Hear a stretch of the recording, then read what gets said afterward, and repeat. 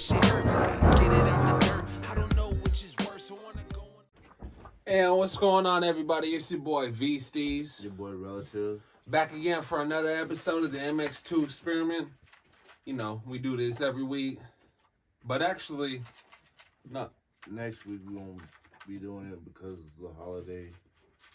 So we'll have to come back on what, the 30th, I think. I believe the 30th. Last time we were trying to figure that out, we were like, huh. Yeah. So yeah, MX2. There will be no MX2 Experiment next week because of the holidays. We hope everybody has a good, Christmas, happy holidays. For those that don't believe in that stuff.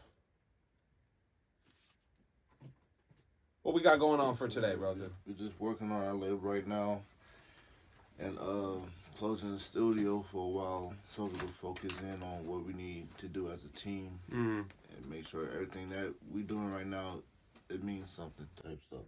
Right. Instead of like wearing yourself thin kind of thing. Yeah. It's so we focus our energy on something more concrete instead of, last second sessions and stuff like that. Right. Everything's pretty much on schedule now. We're trying to stick to the schedule because the train must keep going. No, that is facts. That is facts. The train must keep going. Like no matter what, sticking to that. In like all of retrospect, like what the belief in the vision that you got going on, your destination, that train, you know what I mean? Yeah. So like I agree. I've been noticing a lot of different things going on, you know what I mean, especially like with the workload. The workload, me being an engineer, I've seen a difference in like my like energy and like my demeanor and things, because I'm not like it's like pulling hen's teeth, you know what I mean? Like, and even though I love doing music, it's like, it really,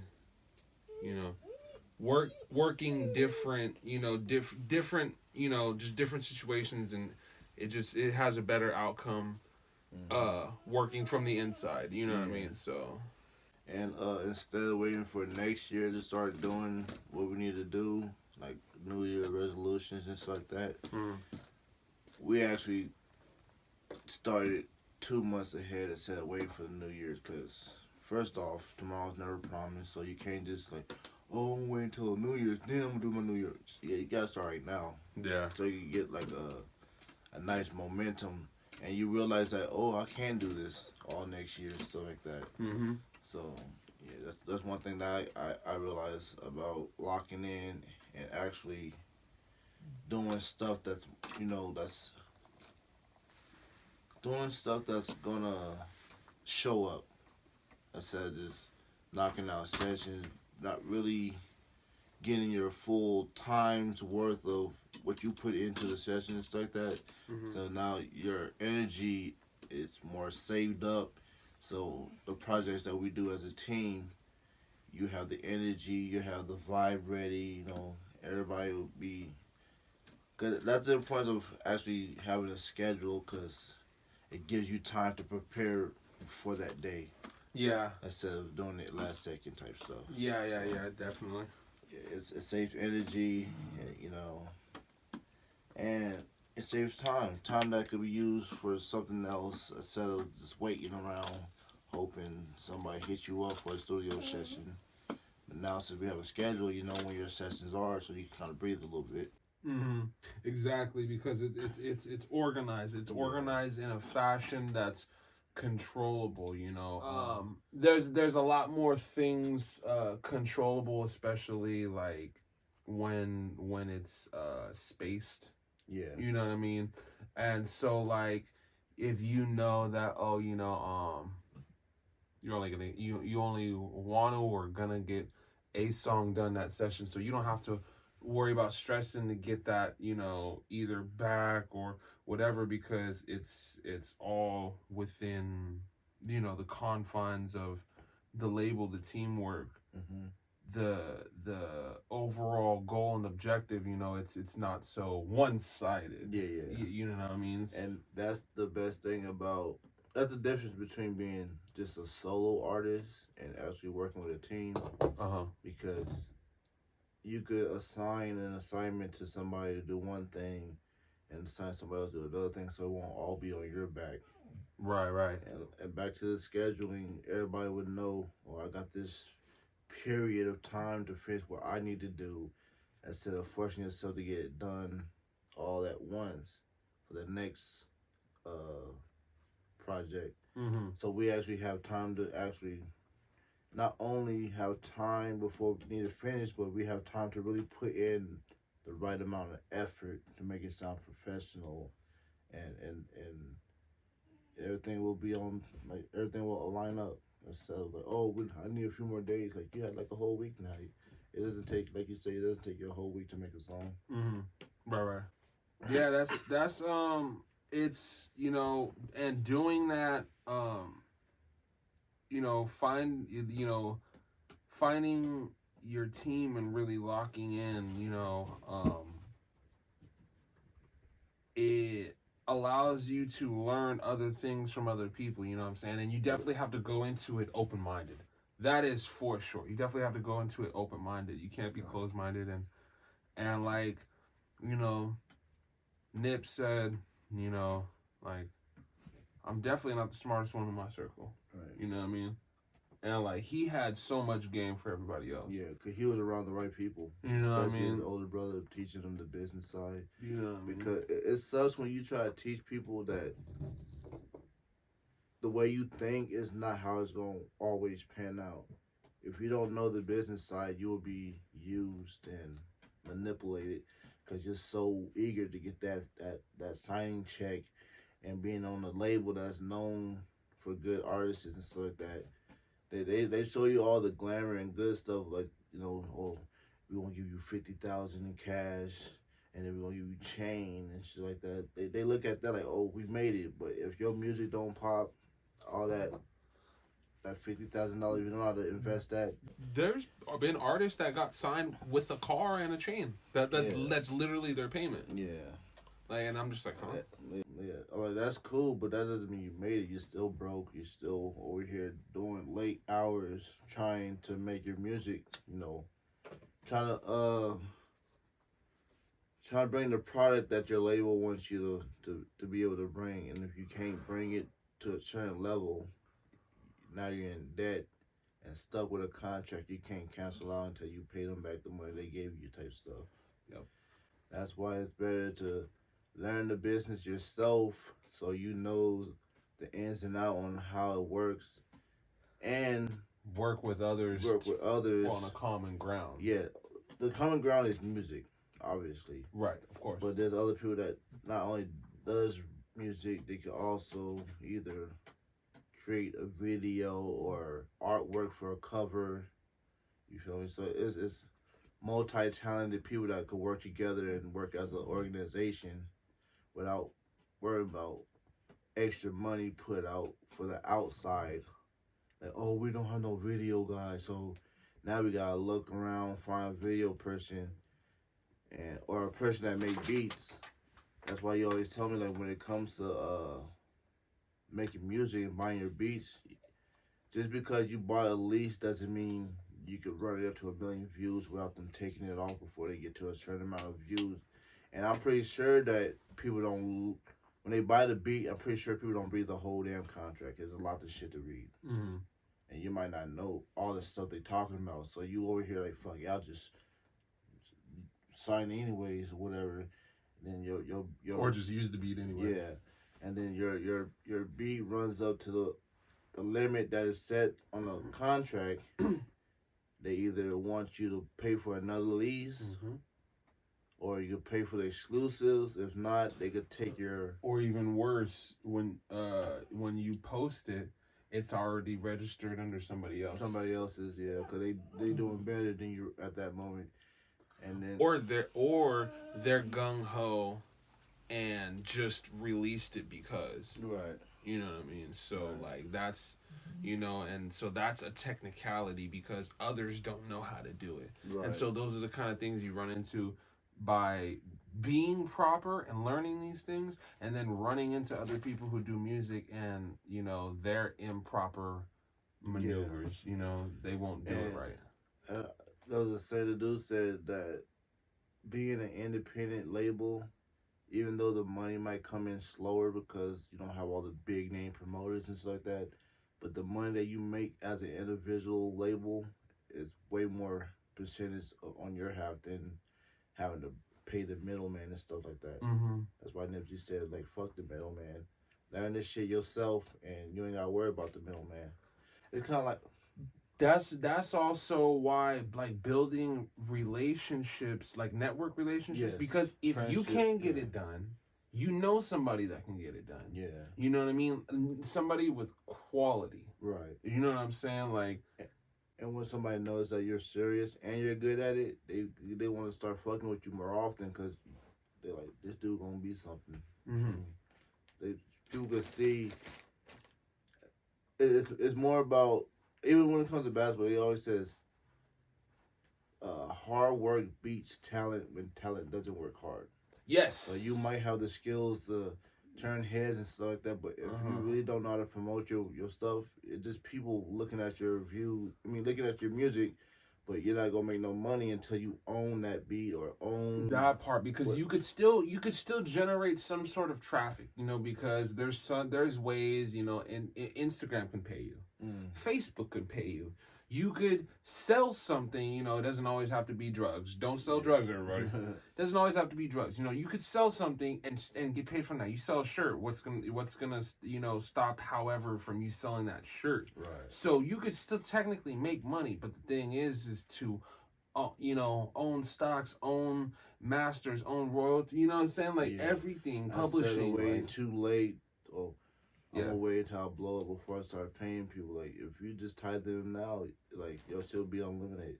You don't have to worry about guidelines and stuff like that. Everybody will enjoy the pie, whatever. You know what I'm saying? Yeah, and that's definitely, like, for sure, like, one of the important things about, like, you know, like, definitely, like, linking with people, because it's you know, networking and finding the common ground with people, you know, which is the music. But like, when you really communicate and you know, when you like talk to the producers and you figure it out, you know, it's literally by verbiage, you know what I mean? Like, you hear how and what their angle is. You She tweaking. Not seeds. You see, they see you see what the angle is by talking to them and seeing their verbiage. You know what kind of time they're on. If you know,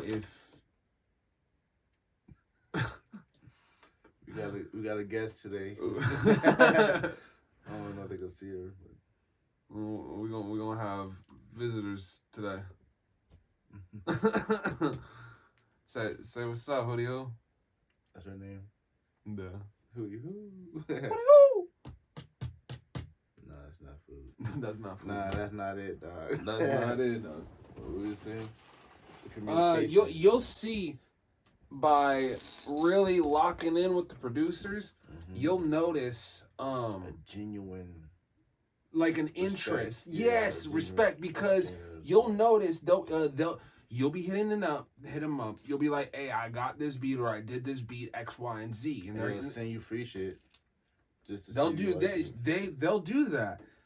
But like, based off of that initial, you know, interaction, it'll be like